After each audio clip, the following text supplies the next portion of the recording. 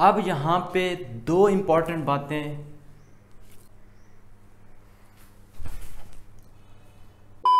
अस्सलामुअलैकुम एवरीवन, मेरा नाम है यासिर और आप देख रहे हैं पेंटास्टिक वैली।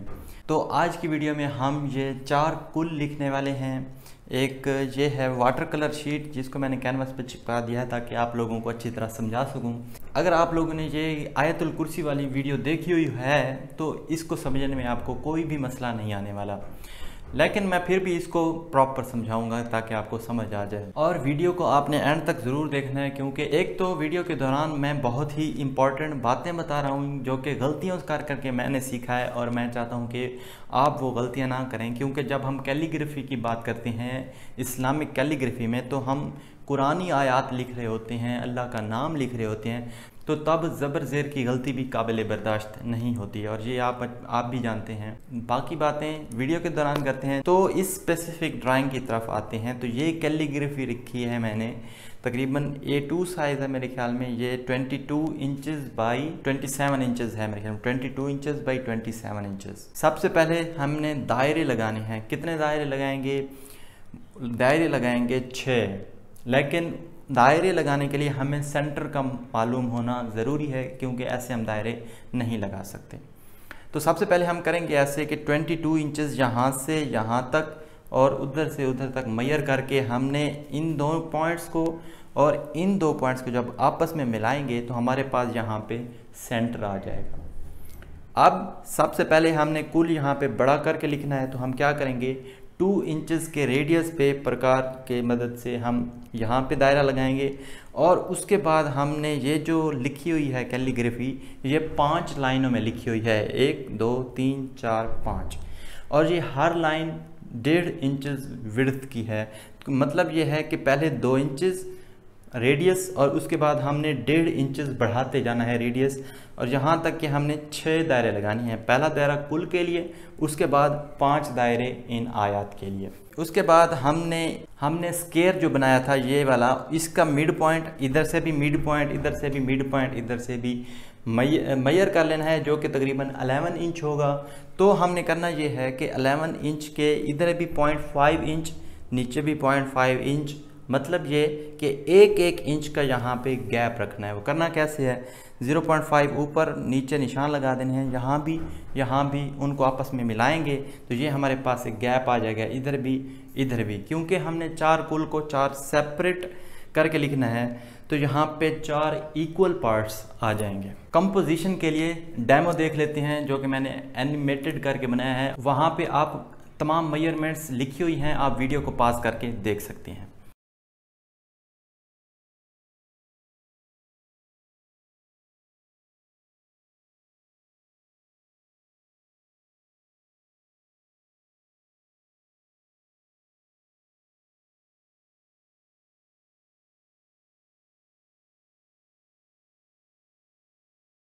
अब 2 से 3 सर्कल तो इसके साथ लग गए, लेकिन उसके बाद मैंने क्या किया, एक जुगाड़ किया, वो ये कि ये जैसे आप देख सकते हैं कि ये है मेरे पास जिसके साथ मैंने एडेंटेशन करता हूँ, इसके साथ और पेंसिल के लेड के साथ मैंने धागा बांध दिया जितना मुझे सर्कल लगाना था। जैसे मैं अब लास्ट अभी सर्कल रहता है, लगा के देखते हैं।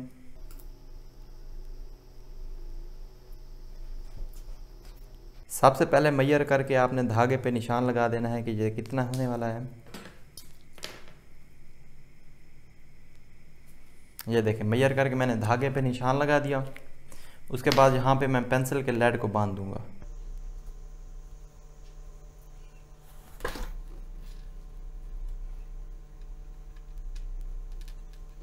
फिर ये वाला मैं सेंटर पे रखूँगा और ये वाला रखूँगा इधर बाहर, और इस तरह मैं सर्कल लगा दूंगा। इस तरह परफेक्ट सर्कल्स लगते हैं। दिस इज़ कॉल्ड पाकिस्तानी जुगाड़, और जुगाड़ बनाने में तो हम माहिर हैं ना।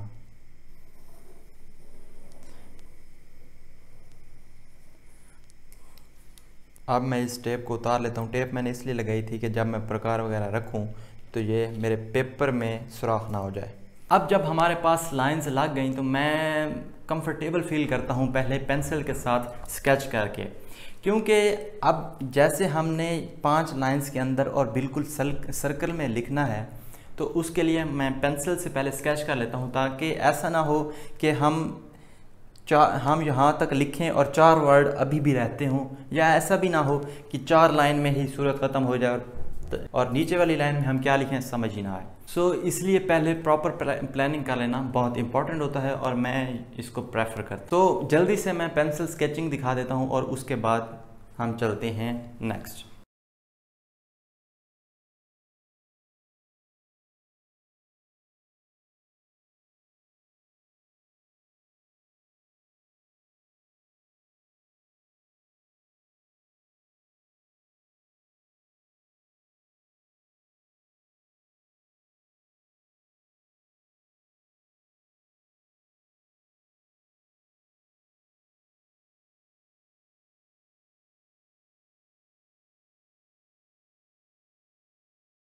इस तरह पेंसिल से आप पहले स्केच कर सकते हैं कि हमारे कितने लफ्ज़ कितने कितने लाइंस में कहाँ कहाँ आने वाले हैं, और जब आप लफ्ज़ लिख लें तो उसके बाद आप इस पेंसिल के निशानात को मिटा सकते हैं। तो इसी तरह मैं बाकी 4 कुल भी पेंसिल के साथ स्केच कर लेता हूँ।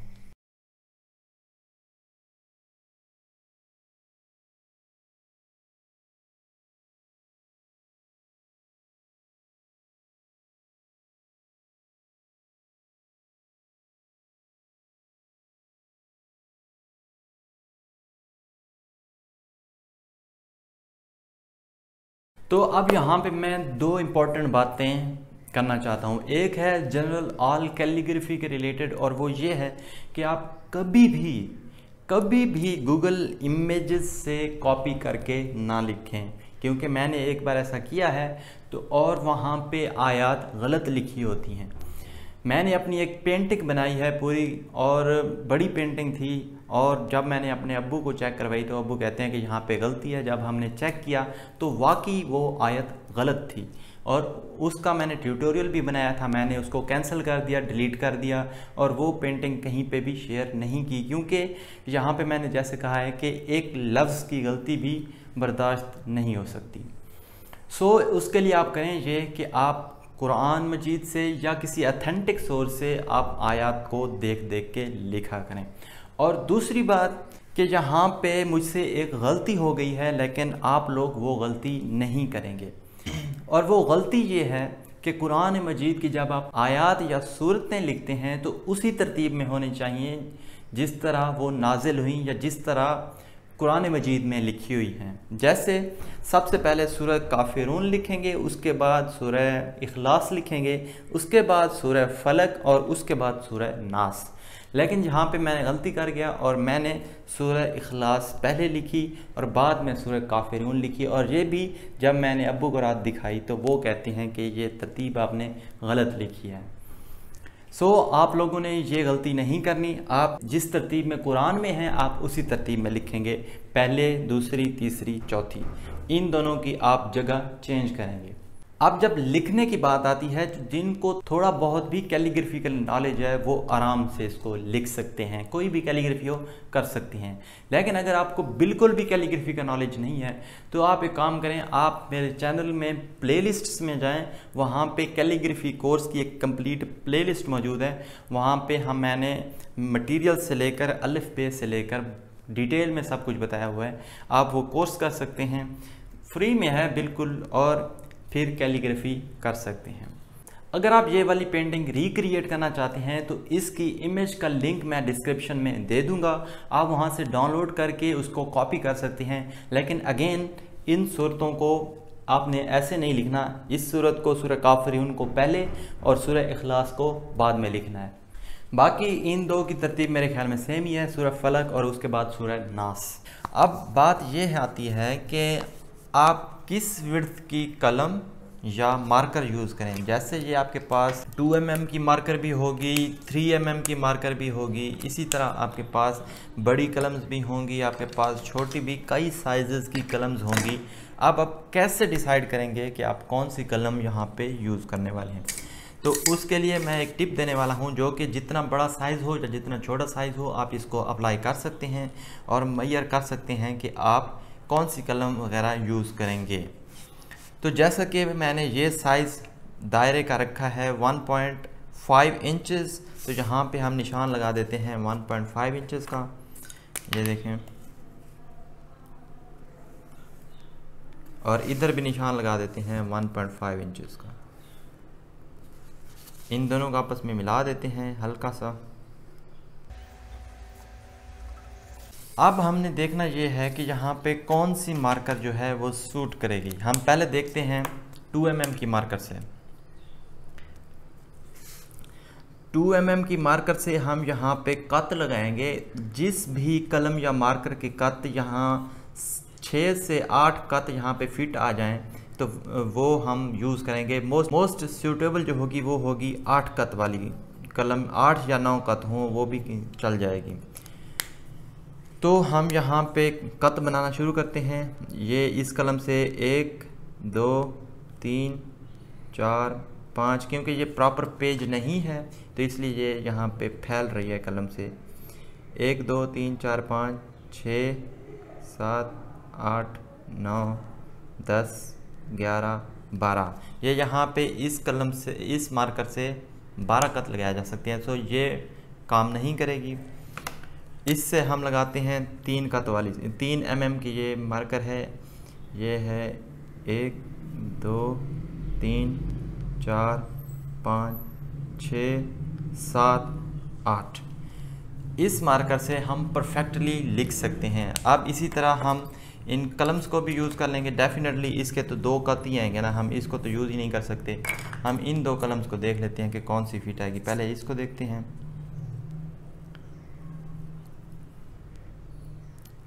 1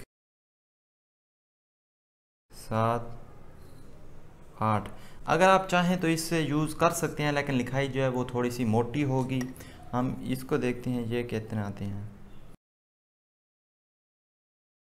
अब देखें, इस कलम से भी 8 कत आ रहे हैं और ये 3 mm वाली मार्कर से भी 8 कत आ रहे हैं। तो अगर आप चाहें तो ये कलम यूज़ कर सकते हैं और चाहें तो ये मार्कर यूज़ कर सकते हैं। मैं इसमें मार्कर यूज़ करूँगा। क्योंकि इसका फ़ायदा ये है कि हमें कलम को बार बार डिप करने की ज़रूरत नहीं पड़ेगी।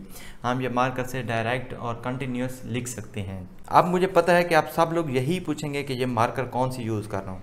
ये मार्कर जो है ये अल खत्तात कंपनी की है। मेरे ख्याल में क्या है, ये देख लें, मेड इन चाइना लिखा हुआ है, 3 mm लिखा हुआ है और इधर भी 3 mm लिखा हुआ है। आप इस तरह की कोई मार्कर यूज़ कर सकते हैं या आप चाहें तो कलम यूज़ कर सकते हैं। सूरह फलक यहाँ पे मैं डिटेल में लिखना आपको बता देता हूँ कि कैसे कैसे लिखते हैं, कैसे कलम पकड़ते हैं। बाकी टाइम लैप्स कर दूंगा ताकि वीडियो लंबी ना हो। आप देख सकते हैं, आइडिया ले सकते हैं कि आप कैसे लिख सकते हैं। तो सबसे पहले हम इस मार्कर के साथ बेसिक शेप्स लिख लेते हैं, लेकिन हम यहाँ पे साथ साथ देखते आएंगे कि हम कहीं गलती ना कर दें।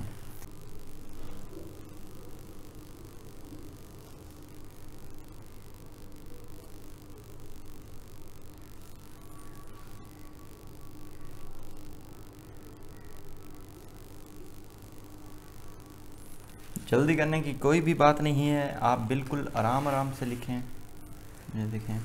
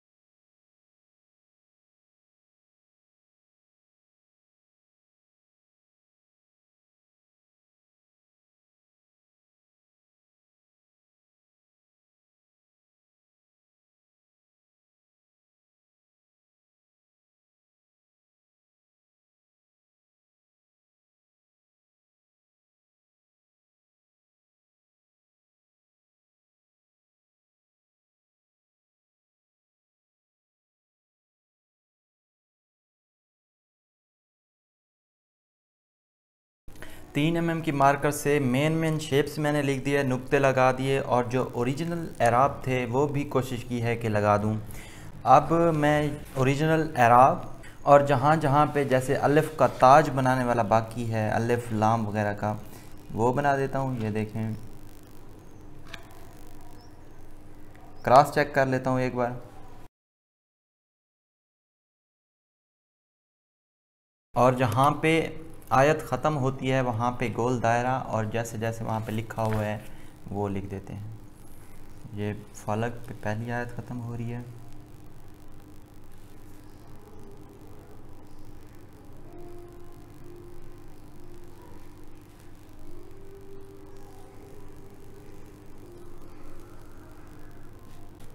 जब भी आप कुरानी आयत को लिखें तो बार बार क्रॉस चेक करें। मैं एक बार फिर से देख लेता हूँ।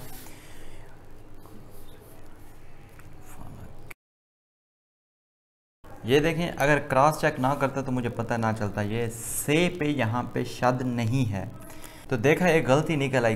बार बार क्रॉस चेक इसीलिए कहता हूँ कि करना चाहिए। ये वाली शद जो है से पे, ये वाली शद नहीं आनी चाहिए। तो इसका कुछ हल निकालते हैं। ये देखें, या आप एक और काम कर सकते हैं, ये जो वाइट पेंट होता है आप हल्का सा इसको लगा दें यहाँ पे, ब्रश के साथ लगाएं या जिसके साथ भी बस। और अब जो लास्ट पे बारी आती है वो ये है कि ये जो हमारे पास खाली जगहें बची हुई हैं, परफेक्ट सर्कल में दिखाने के लिए हम इन खाली जगह को फिल कर देते हैं, जैसे हमने ये वाली जगह फिल की थी। तो उसके लिए कुछ अलामतें यूज़ की जाती हैं। मैं आपको बता देता हूँ कि कौन कौन सी अलामत हो सकती हैं। सबसे पहले ये अलामत हो सकती है, ये देखें, 1 2।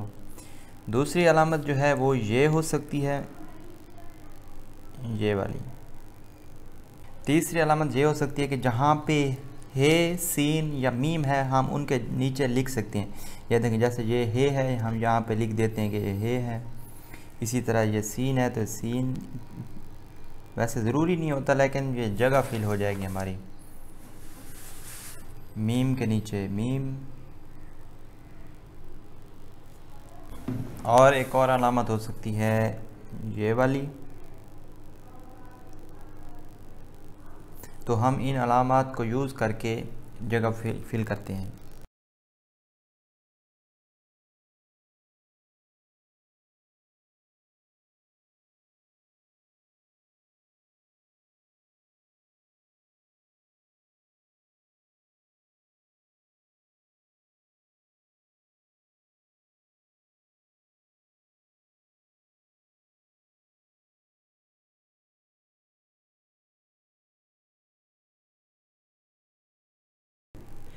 तो यहाँ पे एक कुल हो गया है कंप्लीट, एक सूरत सूरत फलक हो गई है, और इसी तरह हमने चारों सूरत लिख लेनी। स्टेप्स मैं आपको दोबारा से बता देता हूँ। सबसे पहले हमने अल्फाज लिखने हैं, उसके बाद हमने एराब और नुक्ते वगैरह लगाने हैं, और बार बार क्रॉस चेक करना है, और उसके बाद जो खाली जगह होंगी उनको हमने फ़िल कर देना है। अगर आप चाहें तो ये भी खाली जगहों को फ़िल कर सकते हैं, जैसे हमने यहाँ पे नुक्ते लगाए हैं आप लगा सकते हैं, लेकिन अभी मुझे यहाँ पे ये अच्छी लग रही है। अगर बाद में मुझे फ़ील हुआ तो नुक्ते लगा दूँगा। वीडियो ज़्यादा लंबी हो रही है इसलिए मैं करता हूँ बाकी 3 सूरा को टाइम लैप्स करता हूँ। आप देख लें, आइडिया हो जाएगा आपको कि लिखना किस तरह है।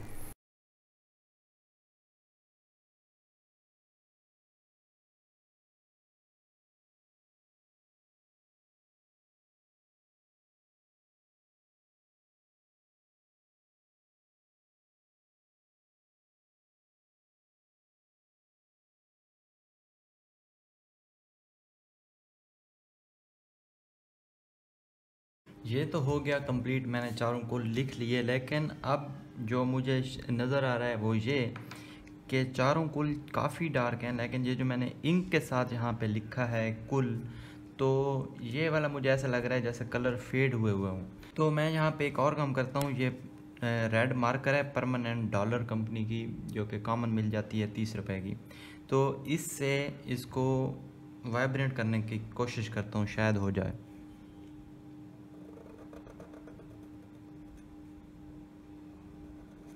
हाँ जी, फ़र्क तो पड़ रहा है।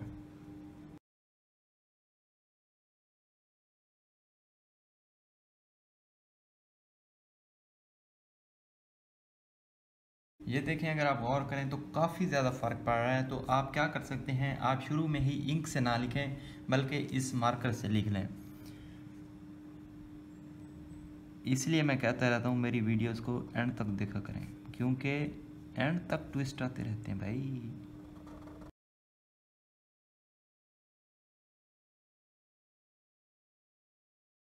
तो यहाँ पे पेंसिल से मैंने स्केच कर लिया है। अब उसी मार्कर से जिससे मैंने ये वाले लिखे हैं, तो इसी से हम 3 mm वाली मार्कर से ये लिख लेते हैं।